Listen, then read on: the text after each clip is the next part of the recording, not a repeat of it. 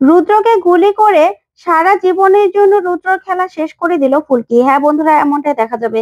তাই সম্পূর্ণ জানতে ভিডিওটিতে লাইক দিয়ে চ্যানেলটি সাবস্ক্রাইব করে দেখতে থাকুন। গল্পের শুরুতে দেখা যাবে ফুলকি, রোহিত সহ সবাই মিলে চমকে যায় রুদ্রকে দেখে। তখন ফুলকি বলে, জামাইবাবু আপনি? তখন রোহিত বলে ওঠে, রুদ্র তুই? তারপরে রুদ্র দাঁড়িয়ে পড়ে। তখনই রুদ্র প্রচন্ড রেগে যায়।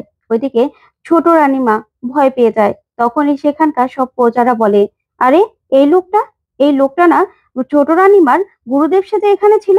এই লোকটা আবার এখানে কি করে আসলো? তারপরে ধানু ছোট রানীকে বলে, মা, রুদ্রদা এখানে কি করে আসলো? আগের বারও জেল থেকে সুড়ঙ্গ দিয়ে এখানে চলে আসতো। এইবারও এইবারও বাবা সেজে কি করে এখানে রইলো? কি করে আসলো? এবারও কি আপনি বলবেন যে আপনি জানেন না? আর জেলের সুড়ঙ্গ তো বন্ধ করে দেওয়া হয়েছিল, তারপরেও সে এখানে কি করে আসলো মা? তখন ছোট রানীমা বলে, জানি না, আমি জানি না, কিচ্ছু জানি না। তখনই দেখা যাবে রুদ্র ছুরি নিয়ে ছুরি নিয়ে ফুলকির দিকে এগিয়ে যেতে থাকে ফুলকিকে আক্রমণ করবে বলে। তখনই গার্ডদের থেকে বন্দুক নিয়ে সঙ্গে সঙ্গে ফুলকি গুলি করে। ফুলকির গুলি করা দেখেই চমকে যায় সবাই, আর গুলিটা সোজা গিয়ে রুদ্রর বুকে লাগে। আর সঙ্গে সঙ্গে রুদ্র মাটিতে লুটিয়ে পড়ে। তারপরেই ফুলকি হতভম্ব হয়ে যায়, আর সেখানে থাকা প্রতিটা মানুষ চমকে যায়।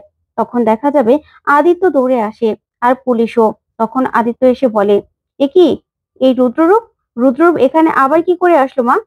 এর পরেও কি তুমি বলবে যে তুমি কিছু জানো না? তখন ছোট রানীমা বলে, আদি, তুমিও আমাকে সন্দেহ করছো? জানি না, আমি কিচ্ছু জানি না, বিশ্বাস করো। আমি জানলে কি তোমার বাবার জায়গায় একে আমি বসিয়ে রাখতাম এখানে? এটা কি করে হতে পারে? কি করে?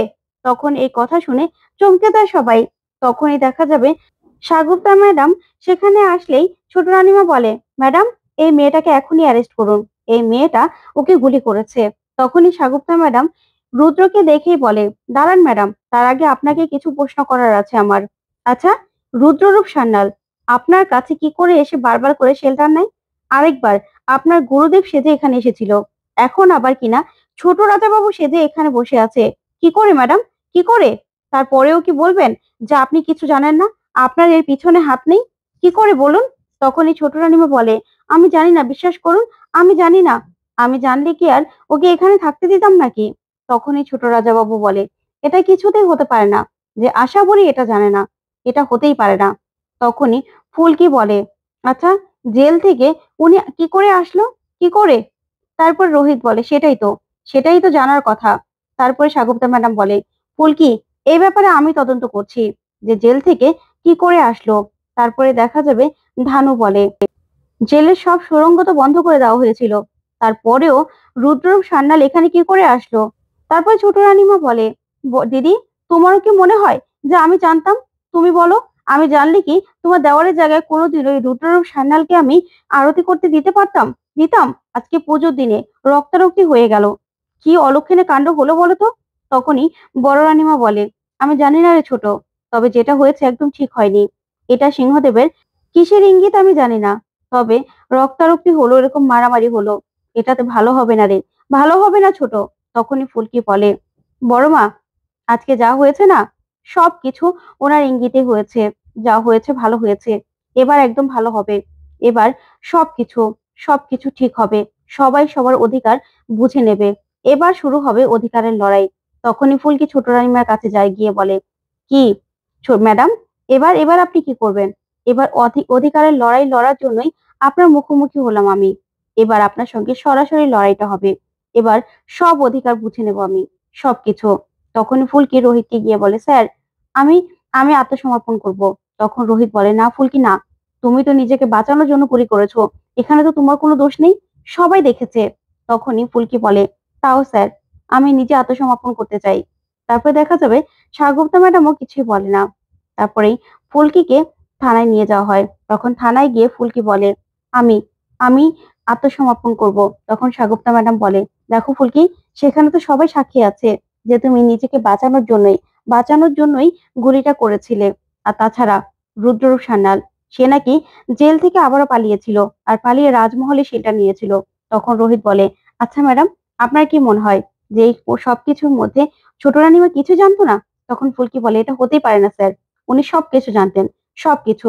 তখন ধানু বলে, হ্যাঁ ফুলকি, আমিও জানি যে মা সবকিছু জানতেন, না হলে এটা কিছুতেই হতে পারে না, কিছুতেই না। তারপরেই ফুলকি বলে, ম্যাডাম কোথায় সই করতে হবে, দিন আমাকে, আমি আমি নিজে সিলিন্ডার করতে চাই। তখনই দেখা যাবে সম্পূর্ণা ম্যাডাম ফুলকিকে বলে, ফুলকি তোমার স্টেটমেন্ট তুমি এখানে লেখো, আর আমরা তোমার স্টেটমেন্ট সরাসরি রেকর্ড করব। তখনই ফুলকি রোহিতকে বলে, স্যার আমি তো তেমন ভালো করে গুছিয়ে লিখতে পারি না, আপনি তো জানেন, বানানে অনেক ভুল হয়, আপনি লিখে দিবেন। তখনই রোহিত খুব কষ্ট পায়, আর ধানু কষ্ট পেয়ে কাঁদতে কাঁদতে চলে যেতে লাগলেই আদিত্য সেখানে আসে। এসেই বলে, ধানসিঁড়ি ফুলকি কোথায়, ফুলকি কি আত্মসমর্পণ করে ফেলেছে? তখন ধানু তাকিয়ে থাকে। তখনই ফুলকি রোহিতকে বলে, স্যার জানেন তো, এই সবকিছুর মধ্যে একটা জিনিস অন্তত ঠিক হয়েছে, আদিত্য দা বুঝতে পেরেছে যে সবসময় ধানু দিদি কেন আমার পক্ষ নেয়। তখন আদিত্য এই কথা শুনে খুব কষ্ট পায়। তখন ফুলকি রোহিতকে বলে, স্যার আপনি নবাবগঞ্জে যান, সবাইকে তো জানাতে হবে ব্যাপারটা, সবাইকে জানান। তারপরে দেখা যাবে রোহিত নবাবগঞ্জে ফিরে যায়, নিজের ঘরে গিয়ে সব কথাগুলো ভাবতে থাকে আর খুব কষ্ট পেতে থাকে। তখন তমাল পিয়াল আসে আর এসে বলে, রোহিত তুই এসেছিস, আমি কাউকে জানাইনি, তুই তো বললি যে তুই এসে জানাবি। তখন লাবু, অরুণা আর হৈমন্তী আসে, এসে বলে, হ্যাঁ রে রোহিত কি হয়েছে, ফুলকি কোথায়? তোরা নাকি আবার রাজমহলে গিয়েছিলি, কি হয়েছে? কিছু একটা হয়েছে, বল কি হয়েছে। তখন রোহিত বলে, আসলে মা, জেঠিমা, রুদ্র রুদ্র মারা গেছে। তখন এই কথা শুনে সবাই চমকে যায়, তখন লাবুও থমকে যায়। তারপর অরুণা বলে, কি বলছিস তুই, কি করে? তখন রোহিত সবটা তাদেরকে খুলে বলে।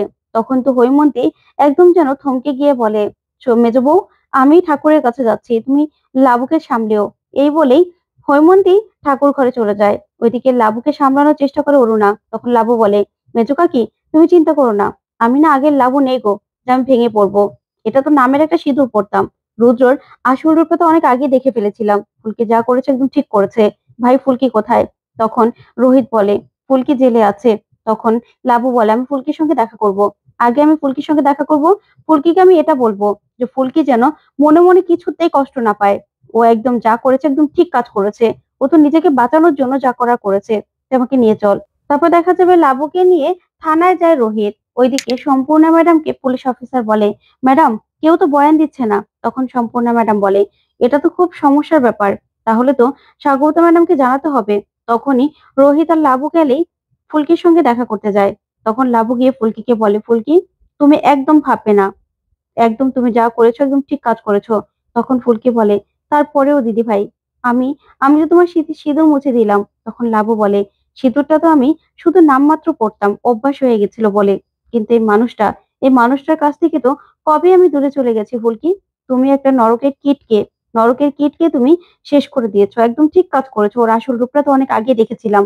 তখনই ফুলকি বলে, তারপরেও দিদি ভাই, বারবার তো জামাইবাবু বেঁচে এসেছিল, কিন্তু এবার এবার তো জামাইবাবু আর বাঁচলেন না, উনি তো একদম শেষ হয়ে গেল দিদি ভাই, সেই জন্যই তো আমি কষ্ট পাচ্ছি।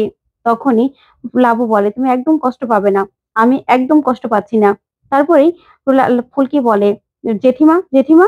তখনই রোহিত বলে, জেঠিমা, হ্যাঁ থমকে গেছে, কিন্তু ভেঙে পড়েনি, ঠাকুর ঘরে গিয়ে বসে আছে। ফুলকি তুমি চিন্তা করো না, তোমাকে এখান থেকে বেরোতে হবে, তোমাকে এবার লড়াই লড়তে হবে তো, বড় রাজা বাবুকে নিজের জায়গাটা ফিরিয়ে দিতে হবে, তোমাকে নিজের জায়গায় ফিরে যেতে হবে, তুমি একদম ভেঙে পড়বে না। তখন ফুলকি বলে, না স্যার, আমি ভেঙে পড়বো না, আমি আমি শক্ত আছি, এবার যে এবার যে সবকিছু লড়াই আমাকে লড়তে হবে। তখনই লাবু আর রোহিত মিলে ফুলকিকে অনেক ভরসা দেয়। তো বন্ধুরা, ফুলকি কি পারবে সবকিছু, সব অধিকার ফিরিয়ে দিতে সবাইকে? তোমাদের কি মনে হয় কমেন্ট করে জানাও। ধন্যবাদ।